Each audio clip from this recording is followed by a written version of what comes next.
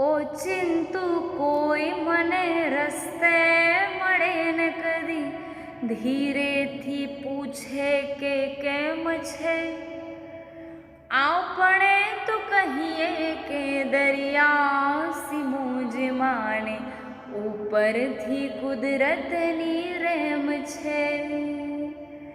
ઓચિંતું કોઈ મને રસ્તે મળે ને કદી ધીરેથી પૂછું કે કેમ છે, આપણે તો કહીએ કે દરિયા સિમોજ માને ઉપરથી કુદરતની રહેમ છે।